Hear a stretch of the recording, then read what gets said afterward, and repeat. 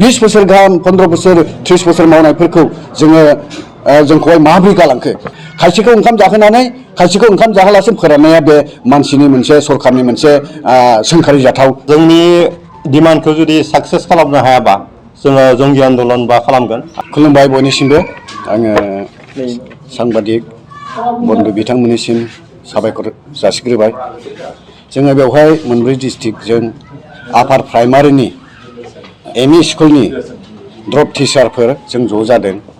जोंनि ज' जानायनि जाहोनफोरानो जाबाय 2013आव आसाम सरकारा स्कुल प्रभिन्सियेलाइज खालामनायाव गासैबो 6+1 आरो 5+1 फोरोंगिरिफोरखौ एपइन्टमेन्ट होदोंमोन।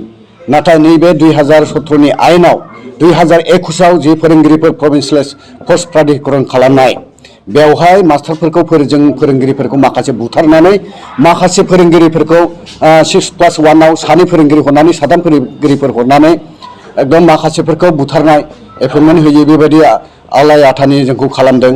बेनिखायनो जोङो जोबोद दुखु मोनदों जों फोरोंगिरिफ्रा। मानोना जोङो 19-20 बोसोर 30 बोसोर सोरबा रिटायार जानोसै बिथांमोना बिना बेथनैहाय मावनानै बेबायदि दङ दासिमहालागै फोरोंगासिनो दङ।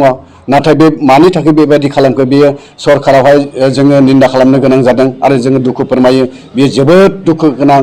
बेनिखायनो जोङो दिनै बे हाबाफारिखौ लादों जाहाथे बे थालांनाय फोरोंगिरिफोरखौ जेरै गंसे स्कुलाव सरकारा एप्रुभ खालामदों एमइ स्कुलाव 6+1 आरो 5+1 एमइ स्कुलाव एलटिआनो जा हिन्दीयानो जा एसटिसिआनो जा साइन्सआनो जा बेफोरबायदि थालांनाय फोरोंगिरिफोरखौ जाहाथे 2021आव थालांनाय फोरोंगिरिफोरखौ जाहाथे पस्ट प्राधिकरण खालामो आसाम सरकारनिसिमबो खावलायो आरो बिटिसि सरकारनि जोंनि चिफ प्रमद बर' सारनिसिमबो जोङो खावलायो गुरैहाय जाहाथे बे थालांनाय फोरोंगिरिफोरखौ थाबैनो खामानि मावनानै होयो जोङो बेखौनो खावलायो।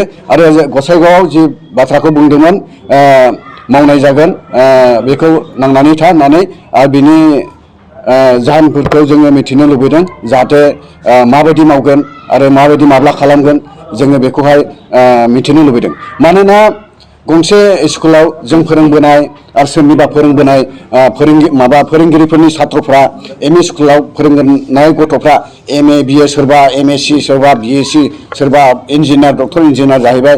बे प्राइभेट स्कुलफ्रा जुदि जों फोरोंबोनायफ्रा बेफोरबायदि जायामोनब्ला जोंनिफ्रायनो थांनाय अब्ला बैफोर बोरै रोंबोखो गभर्नमेन्ट स्कुलावल' रोङाखै जों नांथाबनानै गावनि जानानै गावनि बेथन जानानै जोंखौहाय गभर्नमेन्टआ डिअआ एप्रुभ होनाय हिसाबैहाय जोङो फोरोंबोदों नांनानै गावनि जानानै। दा बेनिखायनो जोङो खुब दुखु मोनदों जाहाथे जोंनि थालांनाय फोरोंगिरिफोरखौ जेबो सर्त गैयालाबा जाहाथे जोंखौहाय प्रभिन्सियेलाइज खालामो थाबैनो बिनि थाखाय जों खावलायो। नोंसिनि गेजेरावनो सोरबा थालांबाय सोरबा नोंसिनि गेजेराव थांबाय बे बोरैहाय जानो मोनखो?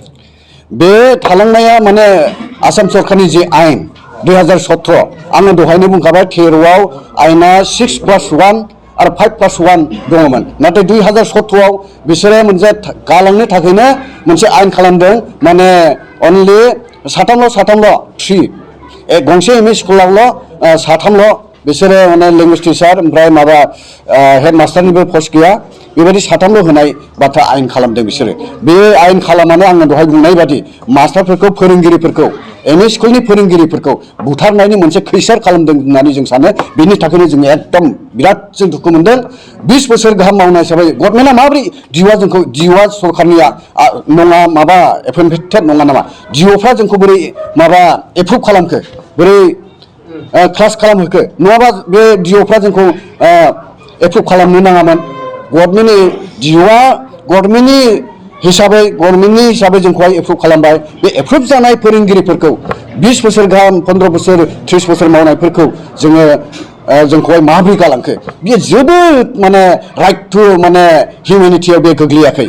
खायसेखौ ओंखाम जाहोनानै खायसेखौ ओंखाम जाहोलासिनो फोराननाया बे मानसिनि मोनसे सरकारनि मोनसे सोंखारि जाथाव जों बेखौ सानो। बेनिखायनो जों जोबोद दुखु मोनो आसाम सरकार आरो बिटिसि सरकार 6.3 क्ल'ज हिसाबै जाहाथे जों बेखौ मावफुंजानो लुबैयो। So' I am request to chief minister of Assam please kindly to those who drop teachers 2021. So we are here gathering here all the drop teachers. So 4 district. So we are extremely requested to our Chief Minister to kindly to initiative our demand. Otherwise, next will be other step will be take this for this agenda. Thank you. जोङो जोंनि थांखि बादियै जोंनि फोरोंगिरिनि थांखि बादियै जोङो